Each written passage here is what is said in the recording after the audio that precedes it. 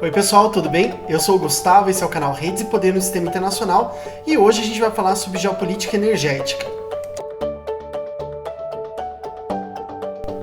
Bom pessoal, no último mês de fevereiro, ali na metade do mês mais ou menos, a gente teve uma situação lá nos Estados Unidos que foi muito parecida com uma situação que nós passamos, pela qual nós passamos aqui no Brasil também no ano passado.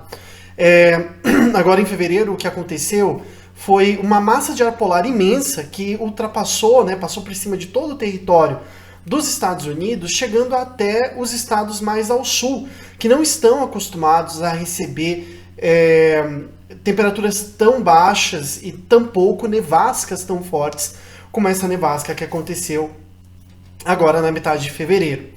Lá nos Estados Unidos não é incomum acontecerem essas massas polares, digamos assim, essas massas de ar frio e chegarem no território do país, né? Assim como aqui no Brasil não é incomum que a gente receba massas de ar polar que vêm a partir da Antártida, né? Passam pela Argentina, Uruguai, o Paraguai e vêm aqui em direção ao Brasil. O que foi incomum foi a força dessa massa polar que acabou chegando nessa região mais ao sul, muito próxima do México, né, a região do Texas, a região da Flórida, a região da Califórnia, com temperaturas que fazia muito tempo não apareciam ali naquela região. Em janeiro a gente também teve uma situação muito parecida na Europa, em que a tempestade de neve Filomena fez com que nevasse em Madrid durante uma semana inteira, coisa que não acontecia há muito tempo, né? De qualquer forma, também lá aconteceram uma série de problemas porque não houve preparação prévia com relação a essa nevasca, e principalmente há uma série de problemas que aconteceram com relação a isso. Essa é a grande questão. O principal efeito dessa nevasca lá no Texas foi uma queda na energia elétrica que deixou mais de 300 mil pessoas sem energia lá no estado. Muitas cidades lá do Texas ficaram sem energia, incluindo hospitais que estavam tratando pessoas para a Covid-19 ou para outras questões de saúde, prisões onde pessoas chegaram a morrer por causa do frio, e também casos de pessoas que na própria casa tiveram que botar fogo em móveis, roupas, livros, enfim, para se aquecer no meio dessa pandemia de Covid-19 que a gente ainda está vivendo, né? Uma das questões principais que surgiram desse fato foi a falta de preparação para enfrentar justamente esses eventos climáticos extremos, que estão ficando cada vez mais comuns, que estão ficando cada vez mais relevantes e importantes no nosso cotidiano. O governador do Texas, inclusive, criticou muito o ERCOT, que é o Conselho Gestor, digamos assim, da Energia Elétrica lá no Texas, pelo que ele chamou de uma falha na preparação do estado para a tempestade de neve que deixou milhares de pessoas no escuro e sem acesso à água potável. Essa soma de fatores faz com que a gente reflita mesmo com relação à questão da geopolítica energética, né? E o papel que ela tem hoje em dia e como ela tem evoluído nos últimos anos, né? A distinção de como ela foi durante o século XX, durante a Guerra Fria, que é um aspecto bem importante.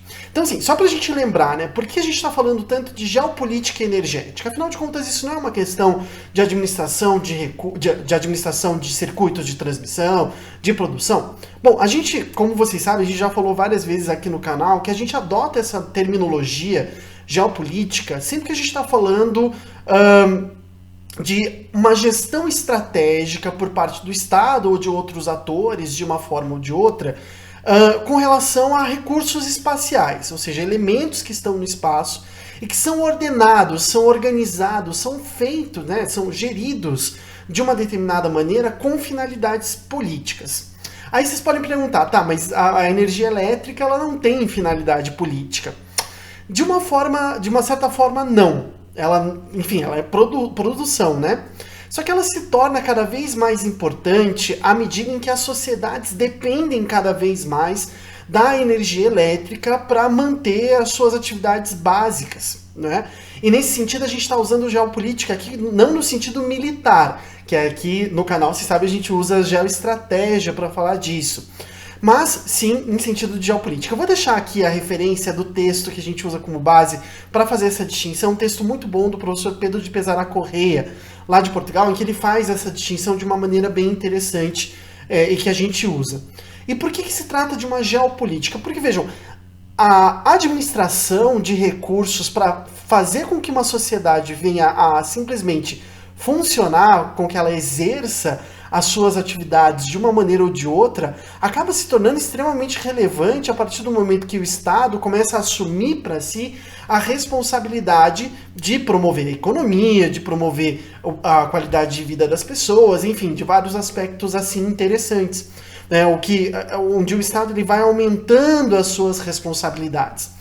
Essa não era uma preocupação, por exemplo, de estados liberais clássicos, como é o caso da Grã-Bretanha durante o século XIX, que não tinha essa preocupação. Opa, deixa eu esconder aqui, não é jabá nem nada. É chá, para recuperar dessa gripe. Inclusive, esse é o único vídeo que a gente vai ter essa semana, por causa dessa mudança de tempo aqui também, que teve em Curitiba essa semana, né? Mas no século XIX, a gente tem estados que não assumem para si responsabilidades muito grandes. Tanto que nos Estados Unidos, a instalação de ferrovias, por exemplo, foi feita a partir da iniciativa privada. Não foi o Estado que financiou o investimento em ferrovias, como aconteceu na França ou mesmo aqui no Brasil. Foi sempre a partir de iniciativa privada. Da mesma forma, a energia elétrica. Lá nos Estados Unidos, a primeira companhia elétrica foi feita pelo Benjamin Franklin, que de uma forma ou de outra foi o catalisador, digamos assim, do uso da energia elétrica no cotidiano das pessoas. Esse aspecto é muito importante porque, se a gente for comparar, por exemplo, mesmo se a gente pegar aí, 20, 30 anos atrás, né? Quando eu, por exemplo, nos anos 90, começo dos anos 2000, jogava muito Pokémon no Game Boy, né? Vamos pegar esse exemplo. Que tipo de energia que era utilizada naquele tipo de videogame? A gente utilizava muito, e meus pais pagaram muita, né? Compraram muita pilha para que eu pudesse jogar no Game Boy quando eu era pequeno, né? Então, o tipo de energia que a gente utilizava, claro, era energia elétrica, mas era por meio de pilhas, né? Esse é um aspecto que parece não ter importância, mas tem, porque quando a gente observa hoje os principais consoles que são utilizados e mesmo a sua funcionalidade, o fato de que eles são utilizados não apenas para jogar videogame, mas para acessar a televisão, para acessar serviços de streaming e por aí vai, a gente percebe que trata-se de um equipamento que consome muito mais energia elétrica para fazer, claro, muito mais coisas. E se a gente compara aí, a gente vai ver que, por exemplo, a gente, né, dos anos 90 para cá, do começo dos anos 2000 vai para cá, a gente teve um aumento na quantidade de elementos que precisam da energia elétrica. Porque se a gente pensar, por exemplo, o telefone, ele não usava tanto, o telefone fixo, né, ou aquele sem fio, o telefone, né, ligado no fio da companhia telefônica, não utilizava o nível de energia elétrica que a gente precisa para ligar o nosso celular, por exemplo. Né? Que a gente precisa deixar de noite carregando na tomada, né? A quantidade de tomadas que a gente precisa hoje é muito maior do que a quantidade de tomadas que a gente usava no começo dos anos 2000, por exemplo. Eu não quero usar isso aqui em termos absolutos de quilowatt-hora ou em termos mais técnicos, mas o que eu quero apontar é o nível de necessidade que a gente foi aumentando ao longo dos últimos 20, 30 anos. Eu não quero nem pegar lá com os anos 50, por exemplo, que daí é um salto muito maior. Mas dos anos 90, dos anos 2000 para cá, a quantidade de tomadas que a gente vai precisando. O aumento da quantidade de tomadas que a gente precisa para estabelecer uma base de atuação do nosso cotidiano é diretamente relacionada ao grau de dependência que a gente vai tendo cada vez maior com relação à energia elétrica. Bom, como demonstra o caso do Texas e o caso do Amapá no ano passado aqui no Brasil, a questão da energia, então, tem se tornado cada vez mais importante no nosso cotidiano, né? A gente pode observar isso, como eu falei, no trabalho, né, em que a gente usa os computadores, usa os celulares, nos hospitais, em que a grande maioria dos equipamentos depende da energia elétrica para funcionar, mas também da internet, né? Para lazer, como serviços de streaming, os videogames que eu falei aqui, agora na quarentena, isso fica cada vez mais visível para nós, né? O que faz com que a gente reflita um pouco sobre como que geralmente a geopolítica energética ela é retratada. Quando a gente fala de geopolítica energética, principalmente aqui no Brasil e nos Estados Unidos, a primeira coisa que aparece é petróleo, né? Porque, de fato, o petróleo ele é um aspecto muito importante. Nós estamos vendo recentemente o impacto do crescimento do custo na gasolina, no óleo diesel, que nós estamos tendo aqui no Brasil, e uma discussão importante sobre qual é o papel da Petrobras enquanto empresa pública, se ela é estratégica, se ela não é estratégica, se ela deve ser privatizada, se ela não deve ser privatizada, porque ela afeta muitos setores da sociedade brasileira. Não apenas com o alcance, digamos assim, do seu produto final, que são os combustíveis e o plástico, mas também na rede, né, na cadeia produtiva envolvida com relação à atuação da Petrobras. Isso faz a gente pensar que, por exemplo, se alguém quiser se especializar em petróleo, esse não é um vídeo sobre petróleo. A gente pode fazer, inclusive deixa aqui nos comentários, se você quiser que a gente faça um vídeo sobre petróleo em específico. Comente aqui, deixe sua curtida, se inscreva aqui no canal. A gente está chegando aos 600 inscritos e a gente está pensando numa série bem legal quando a gente alcançar 100 vídeos também, né? Mas tem um livro organizado pelos professores Frédéric Monnier e pelo professor Jacob Binstock, sobre geografia e geopolítica do petróleo, pela Mauad X e pela FAPERJ. É um livro bem interessante que tem vários casos e várias informações legais, tem diversos capítulos interessantes a respeito de questões específicas do petróleo, para quem quiser se especializar nesse tema. Aqui a gente vai focar em termos mais amplos com relação à geopolítica energética, sobre a administração, digamos assim, dos recursos do espaço, com relação à energia. Então vamos lá.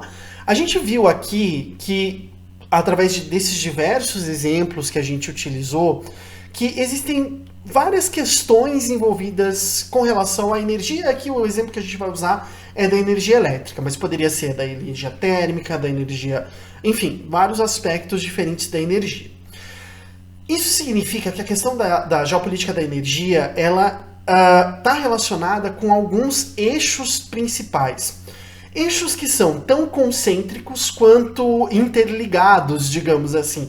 Eles têm tanto uma relação entre si, uma relação necessária entre si, quanto eles atuam, digamos assim, como codependentes também.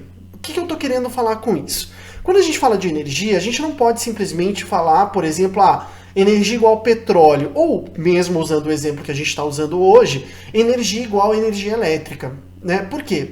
Quando a gente pensa a energia num sentido mais amplo, quando a gente pensa o impacto da energia nas sociedades humanas, a gente tem que pensar em como essa energia vai ser produzida, que tipo de consumo se dá com relação a essa energia, e como que essa energia vai ser levada dos centros produtores para os centros consumidores. A gente poderia, então, pensar que são círculos concêntricos, né? O petróleo, por exemplo, ele não se tornou um ativo estratégico, ele não é um ativo estratégico desde sempre. Isso é uma questão muito importante, porque quando a gente pega a literatura especializada em petróleo, geralmente começa assim, o petróleo é conhecido desde a época dos romanos, por isso leva esse nome de óleo preto, petrus oleum, enfim, é petróleo, né? Isso, claro, faz sentido, né? É uma questão histórica, mas o petróleo ele só se torna um elemento que começa a chamar a atenção dos países e das empresas, principalmente, a partir da segunda metade do século XIX, com o desenvolvimento do motor a combustão. O desenvolvimento do motor a combustão, dos automóveis, dos navios, depois do século XX, dos aviões, mobilizados a partir, né, de combustíveis derivados do petróleo, é o que torna o petróleo estratégico. Vejam, claro, isso pode parecer um pouco óbvio, mas geralmente a gente começa no contrário. A gente já considera que o petróleo é algo estratégico, como tem aí muitas falas sobre guerras da água. A gente fez um vídeo aqui, vou colocar aqui, para eu lembrar aqui depois de colocar o card, a gente fez um debate aqui no canal já sobre guerras da água, né? Porque a gente vai presumir, então a água é estratégica. Não, mas espera, por que a água é estratégica? Por que ela se tornou estratégica? Por que hoje pensar a energia elétrica é algo tão relevante que não era, digamos assim, 50 anos atrás? A mesma coisa com o petróleo, né? O petróleo também é algo importante. ele nem sempre foi e nem para sempre será. Isso significa que nem sempre países que têm petróleo são países que vão se tornar ricos, ainda que essa riqueza seja uma riqueza desigual, né? Acho que são alguns aspectos interessantes para a gente pensar, então. Em primeiro lugar, na produção, na possibilidade de produzir essa energia. Se a gente for pensar no caso da energia elétrica, a partir de quais fontes eu posso retirá-la, né? Eu tenho, por exemplo, no caso do Brasil, e geralmente a gente trata o resto do mundo a partir da percepção brasileira, porque a gente tem uma situação muito confortável por ter desenvolvido a nossa base elétrica, principalmente a partir de hidrelétricas, né? Utilizar a força dos rios para a produção de energia. Em que pese isso começou lá nos Estados Unidos na década de 30 com a administração da bacia do Mississippi, é aqui no Brasil que isso vai crescer como modo principal de obtenção de energia elétrica.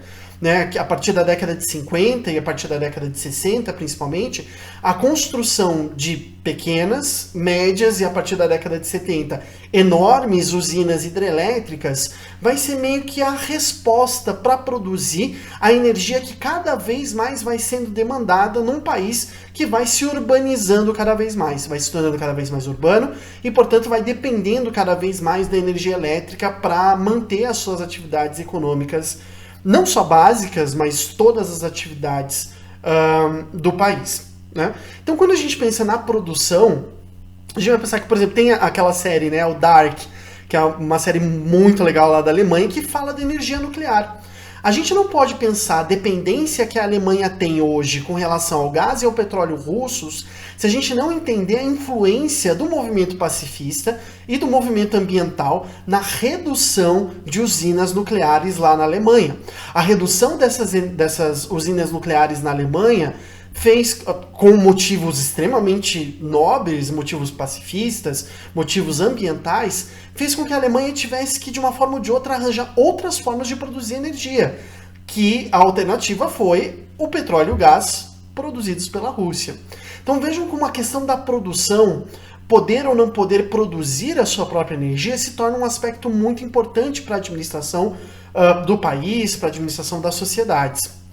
Então, quando a gente fala de produção, a gente fala não apenas os lugares onde essa energia vai ser produzida, as zonas produtoras de matéria-prima de energia, mas também a forma como essa matéria-prima é extraída e beneficiada. Não adianta nada eu, como na Guiana, por exemplo, encontrar poços de petróleo se eu não tenho como explorar esses poços de petróleo. Então, aí a gente tem que pensar a produção no sentido mais amplo, não só tirar essa energia de uma forma ou de outra, mas a gente também tem que pensar em como que ela vai ser extraída e beneficiada, se é possível ou se não é possível utilizar essa matéria-prima para a produção de energia.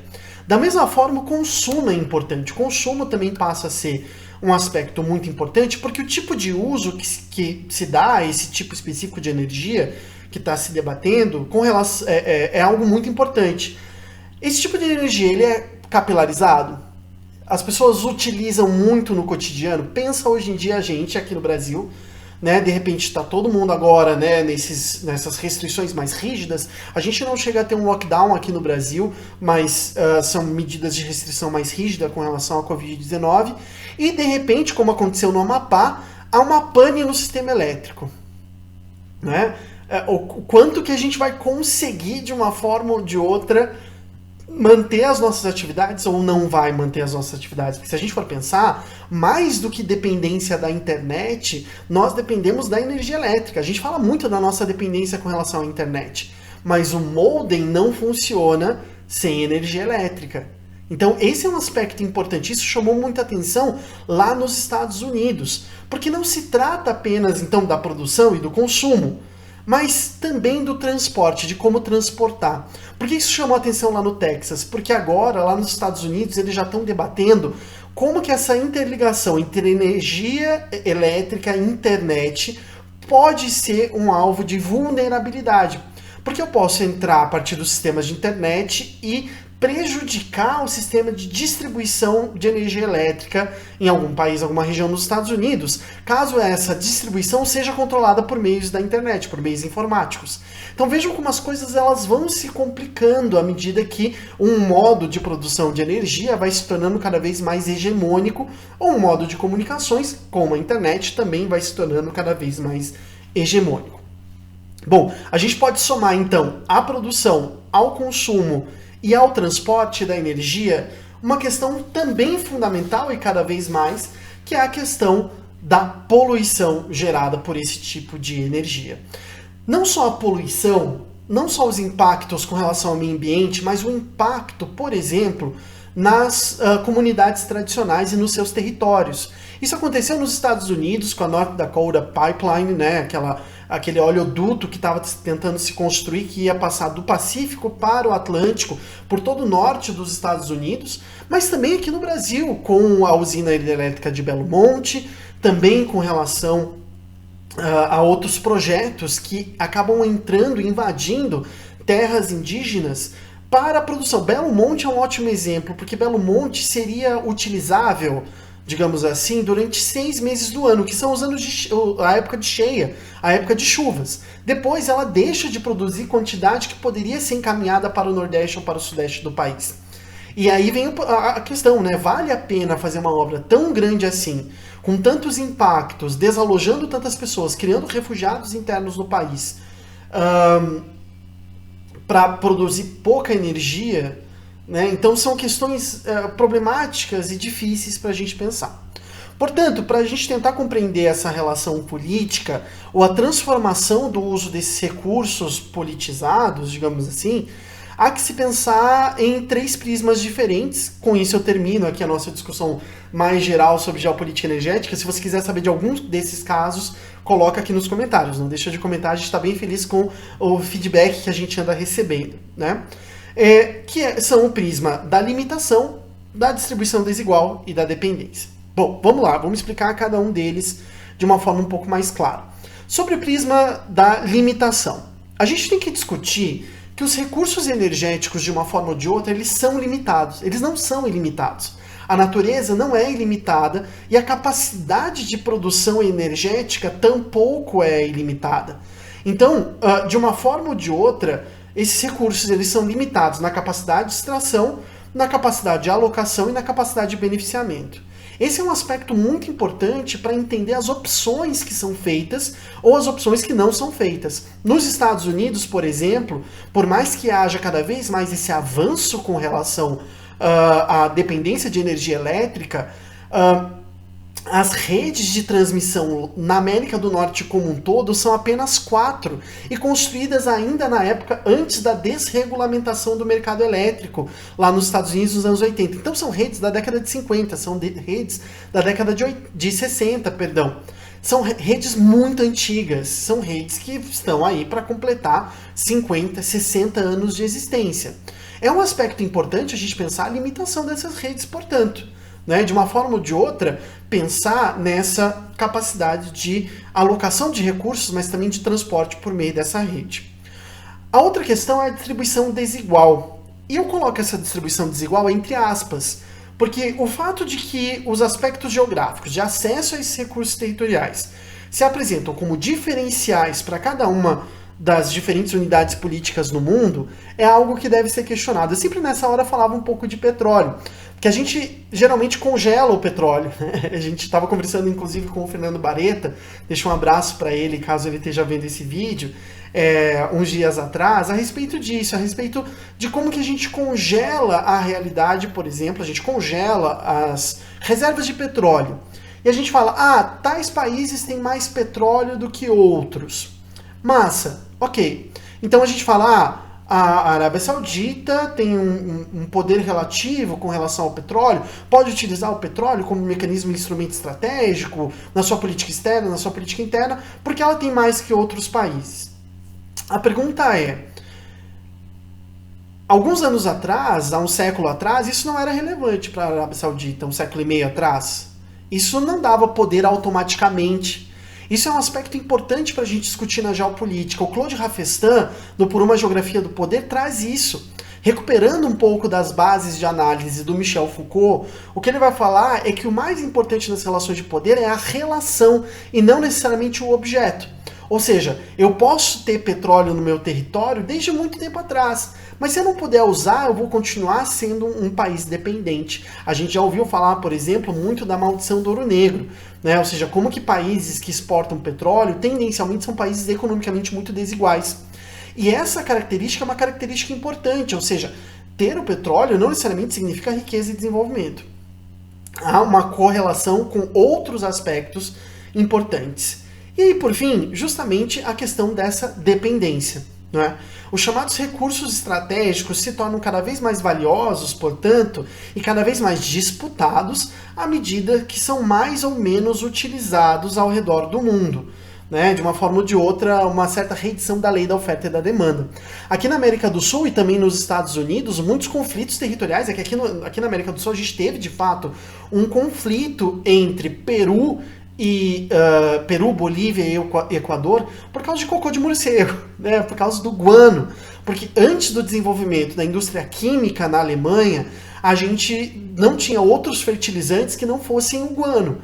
Né, que são um substrato mineral, né, enfim, que foi assim, a primeira grande riqueza do Chile, a exportação desse fertilizante para ser utilizado na Europa e nos Estados Unidos pós-revolução industrial.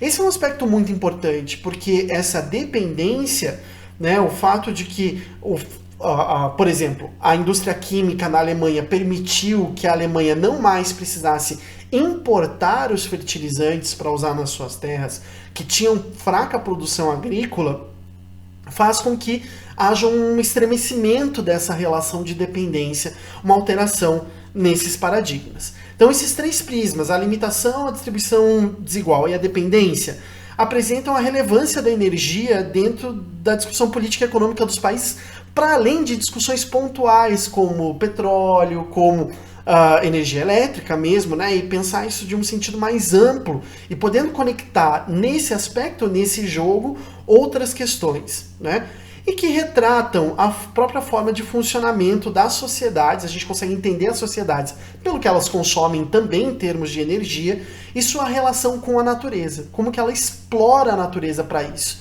Como que a minha tomada aqui, que liga inclusive esse computador aqui, ou a minha vitrola ali atrás, pode estar conectada, por exemplo, com alguém que teve que abandonar sua casa na região de Foz do Iguaçu quando construiu-se, ou na região oeste do Paraná, ou na região leste do Paraguai, quando se construiu a represa de Itaipu. Né? Então, acho que há um aspecto aí importante da gente pensar como que a gente vai explorando cada vez mais a natureza, à medida em que a gente vai tendo cada vez mais necessidade criada, talvez, de utilizar a energia elétrica. Tá bom, gente? Acho que por hoje é isso, esse vídeo já ficou enorme. Se vocês gostaram, dá uma curtida aqui, se inscreve no canal, a gente está chegando em 600 inscritos e vamos ficar muito felizes quando a gente chegar nesse número. E também estamos nos aproximando do nosso vídeo 100. Eu aproveito para falar que as nossas redes sociais estão aqui na descrição também para você seguir a gente. E a gente tem o nosso grupo no Telegram, em que a gente manda os vídeos da semana e também a gente acaba mandando uma vez por semana o que a gente leu ao longo da semana. Interessante para a área de geopolítica, segurança internacional e política internacional. Tá bom, gente? Muito obrigado. Se cuidem, por favor. A gente está numa condição cada vez mais crítica da pandemia. Isso vai levar tempo para se recuperar. E a gente se vê na semana que vem.